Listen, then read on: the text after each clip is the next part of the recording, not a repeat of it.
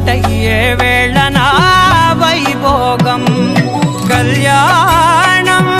కమనీయం ఈ రెండు మనసులే రమణీయం ముడే ముళ్ళట ముడి పడుతుంటే ముచ్చట నాలుగు దిక్కుల కంట చూడ ముచ్చటైన వేడుకంట